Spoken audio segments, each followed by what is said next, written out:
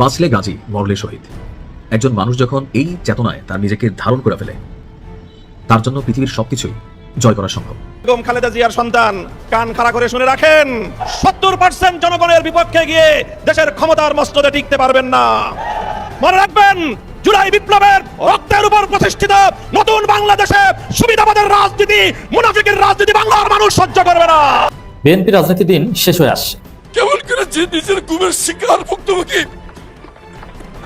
যে প্রধানমন্ত্রী নিজের টর্চারের শিকার, তারা কেমন করে এই আইন বাতিলের পরামর্শ দেয় মাননীয় স্পিকার? বায়তুল মোকাররমের উত্তর গেটে জুলাই সনদ বাস্তবায়নের দাবিতে বিক্ষোভ সমাবেশ ও মিছিল করে তারা। এ সময় বিএনপি গণরায়কে উপেক্ষা করে ফ্যাসিবাদের পথে হাঁটা শুরু করেছে বলে মন্তব্য করেন 11 দলীয় ঐক্যজোটের শীর্ষ নেতারা। কথা শুনলে মেয়ের জামাই ভালো, আর কথা না শুনলে নিজের ছেলেও খারাপ। আজকে বিএনপির হয়েছে সেই সুবিধাবাদের রোগ। 70% জনগণের হ্যাঁ ভোটের রায়কে যারা অস্বীকার করে বেঈমানি করতে চায়, তাদের স্থান এই বাংলার মসনদে হবে না। যারা ফেরাউন হয়ে উঠতে চেয়েছিলেন, তাদেরকে মুসা আলাইহিস সালাম মোকাবেলা করতে হয়েছে। যারা আবু জেহেল হয়েছেন, তারা মুহাম্মদ রাসূলুল্লাহ সাল্লাল্লাহু আলাইহি সাল্লামকে মোকাবেলা করতে হয়েছে। আজকের যুগে যদি কেউ আবার ফ্যাসিস্ট হাসিনা হয়ে উঠতে চান, তাহলে আবু সাঈদ মুগ্ধের অনুসারীদেরকে মোকাবেলা করার প্রস্তুতি নিতে হবে। দর্শক, এই মুহূর্তে পাওয়া সব থেকে বড় ব্রেকিং নিউজ, ইতিমধ্যে হয়তো আপনারা জেনে গিয়েছেন, বর্তমান তারেক রহমানের সরকার কিন্তু কঠিন বিপাকে পড়তে যাচ্ছে। যখন জুলাই সনদ বাস্তবায়নে ব্যর্থ হচ্ছে বা জুলাই সনদ বাস্তবায়ন করতে চাচ্ছে না বর্তমান তারেক রহমানের সরকার, ঠিক তখনই কিন্তু রাজপথ দখল করে নিয়েছে 11 দলীয় জোট। দর্শক শ্রোতা, অবশেষে কি টিকতে পারবে এই বর্তমান সরকার? নতুন সরকার কি বাংলাদেশে টিকে থাকতে পারবে? 11 দলীয় জোট কিন্তু মাঠে নেমে এসেছে। সংসদে যখন বিরোধী দলীয় নেতাকর্মীরা, এমপিরা যখন একের পর এক চাপ সৃষ্টি করতেছিল দলীয় সরকারের বিরুদ্ধে, যখন তারা কোনোভাবেই এই জুলাই সনদ বাস্তবায়ন করতে রাজি হলো না, তখনই কিন্তু মাঠে নেমে আসলো 11 দলীয় জোট এবং রাজপথ দখল করে নিল। এখন কি তাহলে সেই বাধ্য হয়ে জনাব তারেক রহমানের সরকার এটা মেনে নিতে বাধ্য হবে? দর্শক, যাবতীয় বিষয় নিয়ে আজকের ভিডিওটি সাজিয়েছি। আজকের ভিডিওর ভিতরে সবকিছু খোলাসাভাবে জানতে পারবেন। ধৈর্য সহকারে আজকের ভিডিওটি দেখতে হবে। কথা বাড়াবো না, চলুন একটা লাইক দিয়ে সবগুলো ভিডিওর বিস্তারিত আলোচনা শুনে আসি। একই সাথে একই দিনে 2টা ভোট হয়েছিল। কয়টা? একটা সংসদ গঠনের জন্য, আরেকটা সংস্কার পরিষদ গঠনের জন্য।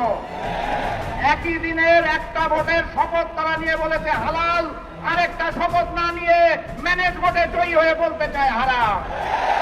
একই দিনে এক ভোট যদি হালাল হয়, তাহলে আরেকটা হারাম হতে পারে না। 70% জনগণের হ্যাঁ ভোটের রায়কে যারা অস্বীকার করে বেঈমানি করতে চায়, তাদের স্থান এই বাংলার মসনদে হবে না। যাই বলা হয়, তারা একটা শব্দ শুনিয়ে দেয়, কি যেটা সংবিধান। সংবিধান উচ্চারণ করতে গেলে শেষে আসে ধান। তারা ভেবেছে এটা বোধহয় ধানের কি, সেই কারণে বারবার বলে সংবিধান। এটা ওই যে নির্বাচনের আগে নির্দিষ্ট স্লোগান দিত, কি জানি, লাগালে লাগা ধান লাগা, ওই ধান নয়। এটা 72-এর মুজিববাদী সংবিধান, যা পরবর্তীতে শেখ হাসিনার সংবিধানে রূপান্তর হয়েছে। সেই সংবিধানকে তারেক বাদের সংবিধান আমরা হতে দেব না। অতএব কথাবার্তা পরিষ্কার, গণভোটের রায়কে সম্মান জানিয়ে বাস্তবায়ন করুন, না হলে এই আন্দোলন করে তোলা হবে, মসনদ থাকবে না ইনশাআল্লাহ। বিএনপি রাজনীতি দিন শেষ হয়ে আসছে। একটু অবাক হচ্ছেন যে বিএনপি ক্ষমতায়, তাও আবার সংসদের ব্রুট মেজরিটি, আর রাজনীতির দিন শেষ হয়ে আসছে, এটা আবার কেমন কথা? অনেকে বলবেন যে সোলাইমান ভাই আপনি উদ্ভট কথা বলছেন। না, ইসরো মনোযোগ দিয়ে শুনেন, বিএনপির দিন ফুরিয়ে আসছে। দর্শক, আবার আপনারা কেউ কেউ বলবেন যে হাসিনা 17 বছরে ফেসিবাদী আমলেই বিএনপি যায় কিন্তু যায়নি, আর এখন ক্ষমতা থেকে বিএনপি ধ্বংস হবে। এটা কি হয়? না, এটাই হয়। কারণ গত 17 বছরে বিএনপি যা করেনি, যে অন্যায় করেনি, সে অন্যায় এখন করছে। 17 বছর যে মৌলিক ভুল করেনি, সেই ভুল এখন করছে। দর্শক, বিষয় হচ্ছে জনরায়। গত 17 বছর বিএনপি জনরায়ের পক্ষে ছিল। জিয়াউর রহমানের উত্থান জনরায়ের মাধ্যমে, গণভোটের মাধ্যমে। জনরায় মাপার সবচেয়ে বড় প্যারামিটার হচ্ছে গণভোট। তো জিয়াউর রহমান বিএনপির জন্মই হচ্ছে গণভোটের মাধ্যমে, এবং বিএনপি কখনোই সিগনিফিকেন্টলি জনরায়কে ধামাচিপা দিতে চায়নি। গত 17 বছর জনগণের পক্ষে ছিল বিএনপি। হয়তো বিএনপির ভিতরে অন্তর্কন্দ থাকলেও বিএনপি ধ্বংস হতো না, যেহেতু জনগণের পক্ষে ছিল। কিন্তু এবার কি করতে যাচ্ছে? গণভোটেই বাতিল করে দিয়ে যাচ্ছে। গণভোট অধ্যাদেশেই বাতিল করতে যাচ্ছে। গণভোট সংবিধানে নাই, থাকবে না। গণভোট কি? কিছু না, গণভোট বাদ, গণভোট চলবে না। তো এই যে সিদ্ধান্ত বিএনপির, যে গণভোট মানি না, কিসের গণভোট? গণভোট আইন বাতিল। এটা বিএনপিকে ধ্বংস করবে, বিএনপি রাজনীতি শেষ করে দিবে। কারণ এই যে গণভোট মানি না, গণভোটের রায় মানি না, জনরায়কে মানি না, এটা বিএনপি তার ইতিহাসে প্রথম করছে। এবং আরেকটা বিষয় দেখেন যে জন্মের সাথে বেইমানি করলে প্রকৃতি তার উপর প্রতিশোধ নেয়। তো বিএনপির জন্ম হচ্ছে গণভোটের মাধ্যমে, এখন সেই জন্মের সাথে বেইমানি করছে বিএনপি, হয়তো বিএনপি প্রকৃত প্রতিশোধের শিকার হয়ে বিএনপি ধ্বংস হয়ে যাবে। ধ্বংস থেকে বেশি সময় লাগে? এই যে যারা চিন্তা করছেন যে আরে বিএনপি ক্ষমতা এসেছে 2/3 মেজরিটি নিয়ে, সুলাইমান সাহেব এসেছে, বিএনপি শেষ হয়ে যাবে এই থিওরি নিয়ে, না, বেশিক্ষণ লাগে না তো শেষ হতে। আওয়ামী লীগের চাইতে বড় কোনো দল ছিল বাংলাদেশে? এদেশের স্বাধীনতা যুদ্ধের নেতৃত্ব দানকারী সংগঠন, 1971 সালে মহান মুক্তিযুদ্ধ হয়েছে আওয়ামী লীগের নেতৃত্বে। যে প্রবাসী সরকারের অধীনে মুক্তিযুদ্ধ হয়েছে, সেই প্রবাসী সরকার ছিল আওয়ামী লীগ সরকার, যার প্রেসিডেন্ট ছিলেন শেখ মুজিবুর রহমান, ভারপ্রাপ্ত রাষ্ট্রপতি ছিলেন আওয়ামী লীগ নেতা শহীদ নজরুল ইসলাম, প্রধানমন্ত্রী ছিলেন আওয়ামী লীগ নেতা তাজউদ্দিন আহমেদ। অতএব এই গ্লোরিয়াস আওয়ামী লীগ, যে আওয়ামী লীগের সম্পর্কে দেশের মাটির মানুষের সাথে, বাংলাদেশের এমন কোনো গণতান্ত্রিক আন্দোলন নাই যার সাথে আওয়ামী লীগের শুধু সম্পর্ক না, যার নেতৃত্বে আওয়ামী লীগ ছিল না, অতীতের সমস্ত আন্দোলনের নেতৃত্বে ছিল আওয়ামী লীগ। এদেশের জনগণ বারবার অধিকার ফিরে পেয়েছে আওয়ামী লীগের হাত ধরে। আওয়ামী লীগের মতো সফল দল পৃথিবীর ইতিহাসে হাতে গোনা কয়েকটা। কারণ একটা দেশ স্বাধীন করেছে এবং স্বাধীনতা নেতৃত্ব দিয়েছে, এভাবে প্রবাসী সরকার গঠন করা, প্রবাসী বিদেশে সরকারের কার্যক্রম চালিয়ে তেমন কোনো অস্ত্র ছিল না, তারপরে দেশটা স্বাধীন করে আনা, এবং এখন তো বাংলাদেশ পাকিস্তানের চাইতে এগিয়ে যাচ্ছে। এটা কিন্তু আওয়ামী লীগের অবদান। সে আওয়ামী লীগের এই তাসের ঘর মুহূর্তের মধ্যে সব ভেঙে চুরে তছনছ হয়ে গেছে। জাস্ট একটা রাজাকারের নাতিপুতি বলেছে, ছেলেরা আন্দোলন করেছে, একটা পর্যায়ে এমন ঘটনা ঘটেছে 14 গোষ্ঠীকে পালাতে হয়েছে এবং আওয়ামী লীগ আর কোনোদিন ফিরতে পারবে না, সবকিছু ধ্বংস হয়ে গেছে। বাংলাদেশে আপনি চিন্তা করেছেন জাতির জনক, যার নামে 71 সালে মুক্তিযুদ্ধ হয়েছে, যিনি স্বাধীনতার যুদ্ধে সর্বাধিনায়ক, তার নামে একটা প্রতিষ্ঠান থাকতে পারবে না, তার নাম নিলে মায়ের খেতে হবে, এবং তার সমস্ত মূর্তি ভাস্কর্য ভেঙে চুরে একদম চুরমার করে ফেলেছে। এটা কেউ কল্পনা করেছেন? অতএব ধ্বংস হতে বেশি সময় লাগে না। যেই শেখ মুজিব বাংলাদেশের রন্ধ্রে রন্ধ্রে, কিভাবে সমস্ত বই পুস্তকে, সমস্ত প্রকাশনীতে, চাকরি পরীক্ষা, সব জায়গায় শেখ মুজিবময় বাংলাদেশ মানে শেখ মুজিব, পাবলিক টয়লেট থেকে শুরু করে বাংলাদেশের সর্বোচ্চ মেডিকেল বিশ্ববিদ্যালয় সবকিছু শেখ মুজিব। মানে বাংলাদেশটার নাম বাংলাদেশ বাদ দিয়ে শেখ মুজিব দেশ করলে, বঙ্গবন্ধু দেশ করলে খারাপ হতো না, এমন একটা অবস্থা। সেই শেখ মুজিব, সেই আওয়ামী লীগ একদম নাই হয়ে গেছে মুহূর্তের মধ্যে। এটা যদি সম্ভব হয় তাহলে বিএনপির ধ্বংস সম্ভব হবে না কেন? কিভাবে হতে পারে? এই যে বিএনপি এখন গণভোটকে অস্বীকার করার চেষ্টা করছে, এতে মানে জনরায়কে উপেক্ষা করছে, যার ফলে কোনো একটা ইস্যুকে কেন্দ্র করে যদি জোরালো আন্দোলন গড়ে ওঠে এবং সেটা যদি জুলাই আগস্টের মতো ছড়িয়ে পড়ে, তারপরে এবং খুব সহজেই সে আন্দোলন সফল হবে। কারণ এবার পুলিশ অল্পতেই পিছু হটবে। আগের আওয়ামী লীগের মতো এত শক্তি, রেজিস্ট্যান্স পাওয়ার বিএনপি নেই, যার ফলে একটা পর্যায়ে দেখবেন যে গণঅভ্যুত্থানে বিএনপি পালিয়ে গেছে বঙ্গোপসাগরে অথবা মিয়ানমারে। ভারত তেমন জায়গা দেবেন, অল্প কয়েকজন আমির খুসরু, সালাউদ্দিন, এদেরকে জায়গা দেবেন, ভারতের মির্জা ফখরুল, আর বাকিদেরকে বঙ্গোপসাগরে পড়তে হবে অথবা মিয়ানমারে ঢুকতে হবে। আর মিয়ানমারে ঢুকলে ওখানে তারা আবার বোমা মারবে, কারণ বাংলাদেশ সীমান্তে এমনিতেই উত্তেজনা। আবার মিয়ানমার ওদেরকে ব্যবহার করবে, বলবে যে তোমরা এসেছো বাংলাদেশ থেকে পালিয়ে, বাংলাদেশে পতন হয়েছে, আসো তোমরা হয় আরাকান আর্মির পক্ষে যুদ্ধ করো, নইলে সামরিক জান্তার পক্ষে যুদ্ধ করো। এদেশে তুমি থাকবা, খাবা, বেতন নিবা, কিন্তু যুদ্ধ করতে হবে। এছাড়া বিএনপির সামনে কোনো উপায় থাকবে না। কেন এই পরিণতি হতে পারে? শুধুমাত্র জনরায়কে উপেক্ষা করার কারণে। আওয়ামী লীগের এই পরিণতি কেন হয়েছিল? জনরায়কে উপেক্ষা করার কারণে। তো বিএনপি যেহেতু গণভোটকে অস্বীকার করতে পারে, তো যে কোনো জনরায়কে, জনগণের যে কোনো মতামতকে উপেক্ষা করে প্রতারণা করতে, গাদ্দারি করতে বিএনপির 1 সেকেন্ডও সময় লাগবে না, যার ফলে বিএনপি ধ্বংস অনিবার্য হতে পারে। তবে আমরা চাই বিএনপি টিকে থাকুক, আর টিকে থাকার থিওরি হচ্ছে গণভোটকে মেনে নিন, জনগণের পালস বুঝুন এবং জনরায়কে শ্রদ্ধা করে রাষ্ট্র পরিচালনা করুন, আপনারা টিকে থাকতে পারবেন এবং ঘুরে ফিরে 5 বছর পর আপনারা আবার ক্ষমতায় আসবেন। অথবা যদি খুব ভালো ফল করেন, যেহেতু জামাতের যথেষ্ট দুর্বলতা আছে, টানা 10 বছর ক্ষমতায় থাকতে পারেন, বলা যায় না, জনগণের ভোটের মাধ্যমে। কিন্তু যদি বাংলাদেশে টানা 10 বছর ক্ষমতায় সুষ্ঠু ভোটের মাধ্যমে ক্ষমতা আসা আদৌ সম্ভব নয়। কিন্তু ভারতে কিংবা তুরস্কে অনেক ক্ষেত্রে হয়, কিন্তু কোনো একটা সরকার যদি খুব ভালো করে আর প্রতিপক্ষ যদি মারাত্মক দুর্বল থাকে, তাহলে বারবার একটা দল ক্ষমতা আসে, এটা হয়। তো দর্শক, এই গণভোটের বিরুদ্ধে অবস্থান নিতে যে, গণভোটের সাথে প্রতারণা করতে যে বিএনপি তাদের পতন ডেকে আনছে। জামাত ইসলামের সেক্রেটারি জেনারেল অধ্যাপক মিয়া গোলাম পরোয়ার একটা কথা বলেছেন, বিএনপি জনরাকে ভয় পায়। তো যারা জনরাকে ভয় পায়, তাহলে তার মানে কি? তারা মানে ডিপ স্টেট, তারা মানে civil military bureaucracy. Deep state এবং সিভিল মিলিটারি ব্যুরোক্রেসি এবং গ্রেট পাওয়ার, সুপার পাওয়ার, তারা যদি হাত ছেড়ে দেয় তাহলে তাদের ধ্বংস অনিবার্য, টিকতে পারে না। আওয়ামী লীগের ক্ষেত্রে সেম, যে আওয়ামী লীগ ঠিক আছে পরাজিত হলো, আওয়ামী লীগের নেতাকর্মীরা কিন্তু কিছুদিন লড়াই করার কথা ছিল জুলাই আগস্টে, কিন্তু নেতাকর্মীরাও কিন্তু একদম পিছু উঠেছে। কারণ কি? আওয়ামী লীগ ছিল সিভিল মিলিটারি ব্যুরোক্রেসি নির্ভরশীল। পুলিশ গর্তে লুকিয়েছে, তার সাথে সাথে আওয়ামী লীগ শেষ। আওয়ামী লীগের অনেক সন্ত্রাসী আছে, তারা কেউই কিন্তু রাজপথে কোনো প্রতিরোধ গড়ে তুলতে পারেনি, বরং সবাইকে পালাতে হয়েছে। তো দর্শক, বিএনপি জনরায়কে ভয় পেলে সিভিল মিলিটারি ব্যুরোক্রেসির উপর নির্ভর করতে হয়, আর তার পরিণতি হচ্ছে যে তারা হাত ছেড়ে দিলে শেষ হয়ে যেতে হয়। বিএনপি সরকারের অনেক কর্মকাণ্ড ব্যাপকভাবে ট্রল হচ্ছে। সরকারের যারা কর্তা ব্যক্তি তারা হয়তো বুঝছেন কিন্তু বলতে পারছেন না। আবার এখানে স্বয়ং প্রধানমন্ত্রী এবং তার পরিবার এমন কিছু করছেন বা তাদেরকে নিয়ে এমন কিছু করা হচ্ছে যেটি আমাদের দেশে সচরাচর অতীতে কখনো ঘটেনি।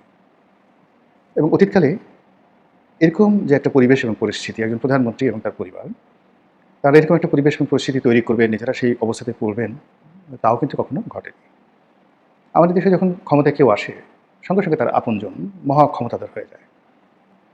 বঙ্গবন্ধুর জামানাতে শেখ কামালের গুরুত্ব, শুধু শেখ কামাল নয়, তার স্ত্রী সুলতানা কামাল, তারপর তার বন্ধুবান্ধব যারা ছিলেন, তাদের মধ্যে ধরুন 20-25 জন তো ছিলেনই, বেশ কয়েকজন এখনও বাংলাদেশ খুব নাম করে। এর মধ্যে এখন বিদ্যুৎ মন্ত্রী জনাব টুকু, তারপরে জেলখানাতে আছেন সালমানিক রহমান, তারা খুব ক্লোজ অ্যাসোসিয়েট ছিলেন শেখ কামালের। শেখ কামাল ছাড়া শেখ ফজলুল হক মনি, তারপর শেখ শহীদুল ইসলাম, পুরো শেখ পরিবারের যে সকল সদস্য ফরিদপুরে, গোপালগঞ্জ, ঢাকাতে, তাদের যে একটা প্রচণ্ড দাপট ছিল, সেই দাপটের পাশাপাশি আবার বঙ্গবন্ধুর সঙ্গে মোটামুটি সম্পর্ক আছে এরকম। তাদের অত্যাচারে ওই সময়টিতে সারা দেশের মানুষ অতিষ্ঠ হয়ে গিয়েছিল। এরপর যখন এরশাদ সাহেব এলেন, তখন এরশাদ সাহেবের স্ত্রী বেগম রওশনিসা, তিনি হয়ে গেলেন দেশের প্রথম ফার্স্ট লেডি। এরশাদ সাহেবকে টেলিভিশনে যদি 2 ঘন্টা দেখায় বা 2 মিনিট দেখায়, সোয়া 2 মিনিট বা সোয়া 2 ঘন্টা বেগম রওশনিসাকে দেখাতে হবে। এরপর রওশনিসাদের বাইরে তার বোন, তার ভাই, আবার এরশাদের যারা আত্মীয় স্বজন ছিলেন, বন্ধু বান্ধব তারা ছিলেন, বিশেষ করে তার অসংখ্য বান্ধবী, যারা তাদের একটা বিরাট অংশ সংসদে মহিলা এমপি হয়েছিলেন।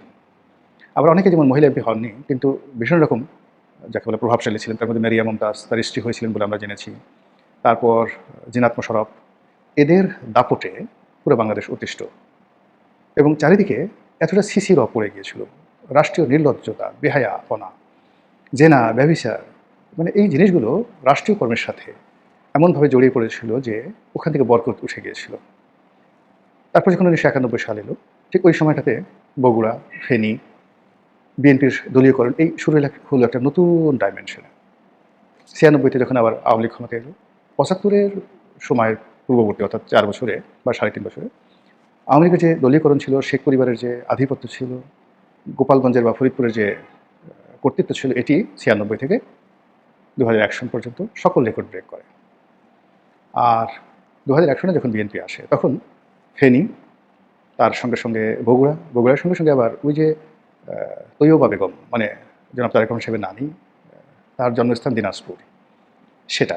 এরপরে তাদের অন্যান্য যে সকল আত্মীয় স্বজন, যাদের বাড়ি হয়তো মাদারীপুর, শরীদপুর, অন্যান্য এলাকাতে, তাদের দাপট, এর সঙ্গে সঙ্গে সেই হাওয়া ভবন যারা করতেন তাদের দাপট, আবার জনাব মোসাদ্দেক আলী ফালু, জনাব ফারিদ চৌধুরী, তাদেরকে কেন্দ্র করে বেগম খালেদা জিয়ার অফিসে যে একটা মেলা বসত, সেই মেলার যারা কর্ণধার ছিলেন তাদের দাপট, এর বাইরে বুদ্ধিজীবী, কবি, সাহিত্যিক, ব্যবসায়ী, আমলা কামলা সব মিলিয়ে সেই 2001 থেকে 2006 সনে এরকম একটা পরিবেশ পরিস্থিতি তৈরি করে ফেললো, যার প্রেক্ষিতে একটা 1/11 বাংলাদেশে এলো।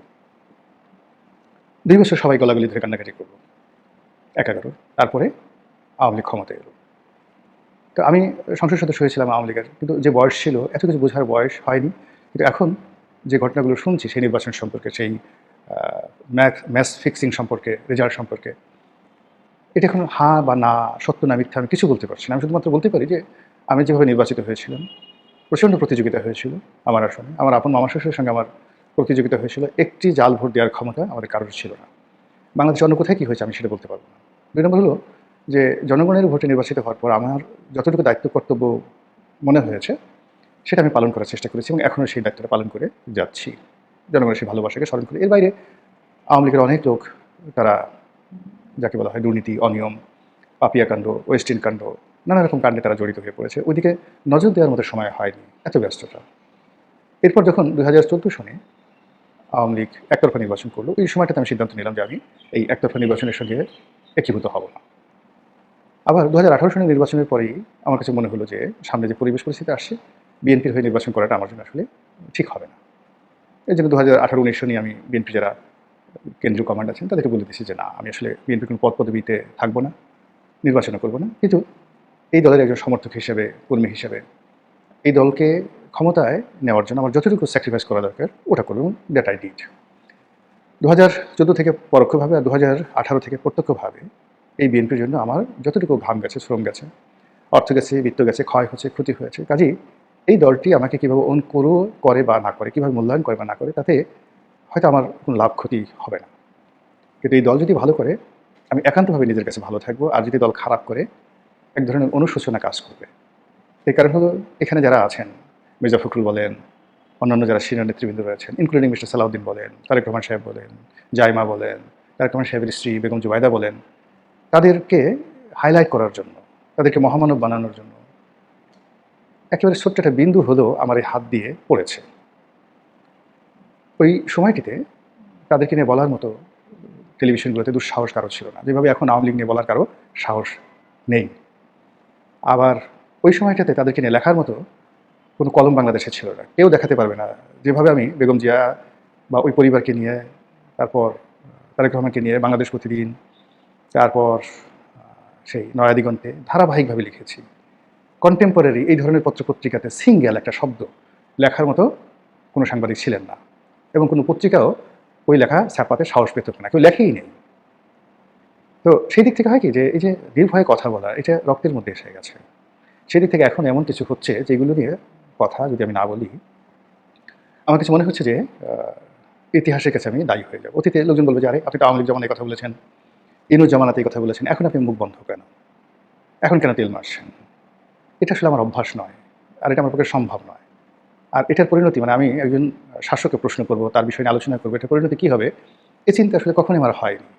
আমি যখন হয়তো পরিচিতি পেয়েছি 2008 সাল থেকে, কিন্তু এর আগেও সেই সংবাদপত্রের সঙ্গে জড়িত থাকা, বিভিন্ন পেশার সঙ্গে জড়িত থাকার কারণে মানে আমার যেখানে আমি ছিলাম সেখান থেকে কিন্তু আমি যতটুকু পরিসর সম্ভব প্রতিবাদ করে আসছি, এবং তার ফলে ধীরে ধীরে ধীরে ধীরে আজকের এই জায়গাতে এসে পৌঁছে গেছি। তো সেই দিক থেকে বর্তমান সরকারের যে এই যে এখন অল্প কিছু দিন চললো, হয়তো 40 দিন হয়েছে, 45 দিন হয়েছে, 1.5 মাস হয়েছে, অনেকে বলছে যে এই সময়টাতে তাদের হানিমুন পিরিয়ড, কিন্তু এটা আসলে ঠিক না। সরকারের যে প্রথম যে সিদ্ধান্তগুলো, সেই সিদ্ধান্তগুলোই তাদেরকে আজীবন ভোগাবে। বাসরাতে বিড়াল মারতে হয়, যে লোক প্রথম দিকে ভুল করে সে কখনো সেই ভুল আর সংশোধন করতে পারে না। অবস্থা দৃষ্টি মনে হচ্ছে যে সরকারের যে বৃত্ত এবং বলয় এখন যেটা রয়েছে, তারা 2001 থেকে 2006 বা 91 থেকে 96 এর যে ধারাবাহিকতা, ওটারই এক্সটেনশন ভার্সন চলছে। সিজন 3 যদি 91 থেকে 96 সিজন 1, 91 থেকে মানে 2001 থেকে 2006 সিজন 2, আবার 2026 থেকে এখন যেটা চলছে এটা হলো সিজন 3, তৃতীয় পর্ব। এই তৃতীয় পর্বতে অতীতে যা কিছু করা হয়েছে ওগুলোর প্রত্যেকটারই এক্সটেনশন ভার্সন চলছে। ভালো কি চলছে আমি এখন পর্যন্ত অল্প সময় বলা যাচ্ছে না, কিন্তু অতীতে যে মন্দ কাজগুলো হয়েছে তার একটাও বাদ দেওয়া হয়নি। বরং অতীতের মন্দ কাজের চাইতে যদি ধারাবাহিকভাবে ধরেন তাহলে এইবারের যে বাড়াবাড়িটা খুব বেশি বলে মনে হচ্ছে। এখন এই যে বাড়াবাড়ি কারা করছে, এখানে আমি শিরোনামে ব্যবহার করছি দালাল ফালাল। আচ্ছা বলেন তো, একজন প্রধানমন্ত্রী তিনি কি পোশাক পরছেন, রাস্তাতে কার সঙ্গে হাত নাড়াচ্ছেন, কার সঙ্গে হ্যান্ডশেক করছেন, রাস্তায় দাঁড়িয়ে কীভাবে তিনি সমস্যার সমাধান করছেন, এই বিষয়গুলো কে বা কারা লাইমলাইটে নিয়ে আসছে এবং এগুলো প্রয়োজনটা কী? আকাশের চাঁদ সবসময় আকাশে শোভা পায়। আকাশের চাঁদকে যদি আপনি জমিনে এনে দেন আপনি টিকতে পারবেন না। চাঁদে আলো নেই, বাতাস নেই, মাধ্যাকর্ষণ শক্তি নেই, ধুলাবালিতে ভরা, এবং ওখানে চরকা কাটে এরকম কোনো বুড়িও নেই। তো এই জন্য হয় কি, যারা স্টারকে সবসময় একটা নিজস্ব গতিতে চলতে হয়। Every star in the sky has their own path. তাদের নিজস্ব একটা কক্ষপথ আছে, তাদের নিজস্ব একটা গতি আছে প্রত্যেকটা নক্ষত্রের, এবং তাদের প্রত্যেকের একটা সময়কাল আছে। কোনো নক্ষত্র, কোনো গ্রহ এবং উপগ্রহ যদি তার কক্ষপথের বাইরে মানে কক্ষচ্যুত হয়, মুহূর্তের মধ্যে সেখানে আগুন ধরে যায়, ভ্যানিশ হয়ে যায়। এইভাবে মহাকাশে লক্ষ লক্ষ কক্ষচ্যুত যে তারকা শেষ হয়ে যাচ্ছে। তাহলে কোনো অবস্থাতেই তার গতির বাইরে যাওয়া যাবে না, এবং তাকে যে স্পিড দেওয়া হয়েছে সেই স্পিডের সে সীমা অতিক্রম করলেই সে মরে যাবে। পৃথিবীতে মানুষের একই অবস্থা। রাজা কখনো প্রজা হয় না, প্রজা কখনো রাজা হয় না। একজন প্রধানমন্ত্রীর তার কতগুলো প্রোটোকল আছে, তার কতগুলো কাজ আছে। এ যদি সহজলভ্য হয় তাহলে আকাশ থেকে একটা উল্কাপিণ্ড, আকাশের চাঁদ, আকাশের তারকা, এমনকি সূর্য তার কক্ষপথ থেকে বিচ্যুত হয়ে যদি পৃথিবী দিকে ধাবিত হয়, যে পরিস্থিতি তৈরি হবে, তেমনি একজন রাষ্ট্রনায়ক এইভাবে যখন খুব চিফ হয়ে যাবেন তখনই সে বিপর্যয় তৈরি হয়ে যায় এবং সে আর নক্ষত্র থাকে না। তারেক রহমান সাহেব কোনো মহামানব নন, কোনো মহাজ্ঞানী নন, কোনো মহাজন নন, মহাজ্ঞানী মহাজন নন। তিনি আমাদেরই সমাজে বেড়ে ওঠা একজন সাধারণ মানুষ। তিনি যে লেখাপড়া করেছেন, এসএসসিতে তার একটা রেজাল্ট আছে, ইন্টারমিডিয়েটে তার একটা রেজাল্ট আছে, ওটা তার বেসিক ফান্ডামেন্টাল কোয়ালিটি। তিনি যে পরিবারে জন্মগ্রহণ করেছেন, তার যৌবন, তার কৈশোর, তার শৈশব, কাদের সাথে চলেছেন, বন্ধুবান্ধব চলেছেন, ওটা তার সারা জীবনের রক্ষা কবচ। তিনি এর বাইরে যেতে পারবেন না, কখনো পারবেন না। মেধা, যোগ্যতা কোনো অবস্থা এটা সম্ভব না। ইন্টারমিডিয়েট পর্যন্ত একটা মানুষের যে মেধা লেভেল থাকে, কলেজ পর্যন্ত ওটার ভিত্তিতে তার একটা বৃত্ত তৈরি হয় যে সে কি মিলিটারিতে যাবে, বিসিএস পাস করবে, সে কি ব্যবসায়ী হবে, নাকি সে অলসে বসে বসে বাপেরটা খাবে, নাকি বিপথে চলে যাবে। তো কাজেই তার একটা ঠিকুজি আছে, সেই ঠিকুজির বাইরে যদি তাকে কেউ নেওয়ার চেষ্টা করে, মানে তার সর্বনাশ হবে, আর যারা করছে তাদেরও সর্বনাশ হবে। তাহলে এক্ষেত্রে কী হয়, যে এরকম একজন মানুষ, তাকে এনলাইট হতে হয়। যেমন পৃথিবীর কতগুলো উপগ্রহ রয়েছে, তো যেমন চাঁদ পৃথিবীর উপগ্রহ, তো পৃথিবীকে হাইলাইট করা হয় চাঁদ দিয়ে। এখন তারেক রহমান সাহেবের কতগুলো উপগ্রহ থাকবে, যে উপগ্রহ দিয়ে সারা দেশের মানুষ, পৃথিবীর মানুষ তারকে বুঝতে পারবে যে দিস ইজ তারেক রহমান। এখন সেটা কে হয়ে গেছে, এই উপগ্রহগুলো এই মুহূর্তে 15 দিনে কাকে দেখাচ্ছে? মাহাদি আমিন, হুমায়ুন কবির, তারপর ডাক্তার জাহেদ, তারপর মানে এই যে মানে এরপরে আরও যে সকল উপদেষ্টাদের নেওয়া হয়েছে মন্ত্রী প্রতিমন্ত্রীর পদমর্যাদায়। বলেন তো আমাদের এই সমাজে এই মানুষগুলোর অর্থনৈতিক সফলতা কী, পারিবারিক সফলতা কী, এদের স্বাস্থ্যগত সফলতা কী, তাদের যে বন্ধুবান্ধবের লেভেল কী, এই সমাজে গত 20-30 বছরে তাদের যে অংশীদারিত্ব কোন পর্যায়ে আছে। হঠাৎ করে আপনি একজনকে ধরে এনে মন্ত্রী এমপি বিশাল কিছু বানিয়ে দিলেন। ফলে কী হলো, আমরা আমির হামজাকে নিয়ে সমালোচনা করছি, বলছি যে চীনের দুঃখ হোয়াংহ, জামাতের দুঃখ আমির হামজা। জামাত আমির হামজাকে মানে যে লিফট দিয়েছে, আর আমির হামজা দ্বারা জামাতের যতটুকু ক্ষতি হবে বলে আমরা প্রচার করছি, তার সে লক্ষ লক্ষ গুণ ক্ষতি করার মতো লোকজন জনাব তারেক রহমান সাহেবের পাশে অফিসিয়ালি আনঅফিসিয়ালি যুক্ত হয়ে গেছে। এই লোকগুলো মানে তারা জনগণকে ইনফ্লুয়েন্স করবে, কোনো বুদ্ধিজীবীকে ইনফ্লুয়েন্স করবে, সমাজের এলিটদেরকে ইনফ্লুয়েন্স করবে, ব্যবসায়ীদেরকে ইনফ্লুয়েন্স করবে। ইট ইজ আনইমাজিনেবল, অকল্পনীয়। তারা কাউকে একটা মামলা দিতে পারে। ওই যে যাকে এখন সবাই ডাস্টবিন শফিক বলে, ডাস্টবিন শফিক ক্ষমতায়তে বসে ডক্টর মোহাম্মদ ইউনূসের যে সর্বনাশ করেছে, তার চাইতেও দীর্ঘমেয়াদে বড় সর্বনাশের একটা বলা এখানে তৈরি হয়ে গেছে অ্যাজ এ হোল। কারণ এটিকে আপনি বলবেন না, এটিকে যদি আমি না বলি তাহলে কী হবে? এখন কেউ যদি আমাকে চ্যালেঞ্জ করে, ঠিক আছে আপনি কথা বললেন কেন, আমি টু দি পয়েন্ট আরও একেবারে টেলিভিশনে বলে দিতে পারবো, প্রকাশ্যে গিয়ে প্রধানমন্ত্রীর সামনে বলতে পারবো, এবং যাদেরকে বলছি তাদের ব্যক্তিগতভাবে আমি বলতে পারবো যে কোন যোগ্যতাতে আপনি এখানে আসছেন। এইভাবে ধরেন অনেকে মন্ত্রী বানানো হয়েছে, অনেককে এমপি বানানো হয়েছে, মনে হচ্ছে এটা খামখেয়ালি, আমার পছন্দ হয়েছে আমি বানিয়ে ফেললাম, আমার ভালো লেগেছে, আমার তাকে ভালো লাগে বানিয়ে ফেলেছি। কিন্তু একবারও যে 18 কোটি মানুষের আদৌ ভালো লাগবে কিনা, আমি যাকে ভালোবাসি দেশবাসী তাকে ভালোবাসবে, নট লাইক দ্যাট। আমার বাবা দেশের বাবা হবে, নট লাইক দ্যাট। আমার মা দেশের মা হবে, নট লাইক দ্যাট। এই জায়গাগুলো, আমার মেয়ে দেশের মেয়ে হবে, নট লাইক দ্যাট। আমি যাকে স্নেহ করবো সবাই তাকে স্নেহ করতে বাধ্য হবে, নট লাইক দ্যাট। এই জিনিসগুলো সরকারের ক্ষেত্রে এই অল্প কয়েকদিন এমনভাবে ঘটছে এবং এটা বেড়ে যাচ্ছে, ক্রমশ বেড়ে যাচ্ছে। ফলে দল হিসেবে বিএনপির ভেতরে, বিএনপির বাইরে, দল হিসেবে বিএনপির সাথে অন্যান্য রাজনৈতিক দলের, দল হিসেবে বিএনপির সাথে প্রশাসনের কর্তা ব্যক্তিদের সাথে, দল হিসেবে বিএনপির সাথে ভারতের, চীনের, আমেরিকার এবং কূটনৈতিক অঙ্গনে যে ভারসাম্য থাকা দরকার ছিল, বিএনপি ক্ষমতা গ্রহণ করার আগে যতটুকু ভারসাম্য ছিল, এই কয়দিনে সেটা ভেঙে চুরে তছনছ হয়ে গেছে, তছনছ হয়ে গেছে। ফলে এই অবস্থাতে যদি ইরানের যুদ্ধের সমস্যা, পেট্রোলের সমস্যা, সামনে কালবৈশাখী আসবে, খরার পরে ফসলহানি, এরপরে প্রচণ্ড বৃষ্টিপাত, এই সমস্যাগুলো এই যে লোকগুলোকে যোগানো হয়েছে, তাদেরকে যোগানোর মানে মানে তাদেরকে দিয়ে এই বৈতরণী কখনো পার হওয়া সম্ভব নয়। পত্রিকায় আসছে আজকে 18 ঘন্টা পরিশ্রম করেছেন তারেক রহমান সাহেব, আজকে টানা 9 ঘন্টা অফিস করেছেন, এই খবরগুলো সামনে আসছে। এখন যেই লোকগুলোর সঙ্গে বৈঠক করছে তাদের সাথে যদি 9000 বছরও বৈঠক করা হয়, 9000 বছর বৈঠক করা হয়, তাহলে কোনো ফলাফল আসবে না। এখানে কি করতে হবে? একটা কাহিনী হিরোডোটাসের বইতে আছে লেখা। হিরোডোটাসের বইতে যে কাহিনীটি লেখা আছে, আমি এই গল্পটি মাননীয় প্রধানমন্ত্রী, এখনকার প্রধানমন্ত্রী, তাকে আমি স্কাইপেতে বসে এই গল্পটি আমি তাকে শুনিয়েছিলাম। সেই গল্পটি আপনাকে বলি, একের হুবহু সেই গল্পটি আমি তাকে শুনিয়েছিলাম 2019 সনে হিরোডোটাসের বই থেকে। গল্পটা হলো এইরকম: পৃথিবীর সবচেয়ে বড় যুদ্ধযাত্রা করলো এই ইরানের সম্রাট জার্কশেস। ওই যে ম্যারাথনের যুদ্ধ হলো না, সেই ম্যারাথনের যুদ্ধের ওই সময়টাতে। তো জার্কশেসের বাবা ছিলেন মহামতি দারায়ুস, দারায়ুজ এ গ্রেট। তো দারায়ুজের ছেলে জার্কশেস, তাকেও গ্রেট বলা হয়। পৃথিবীর ইতিহাসে প্রথম সবচেয়ে বৃহৎ যুদ্ধযাত্রা করা হলো। 53 লক্ষ সৈন্য, তার সঙ্গে সঙ্গে সব মিলিয়ে প্রায় 1.25 কোটি লোক এই পারস্য থেকে তারা যুদ্ধ করতে গেল ইউরোপে, গ্রিসে।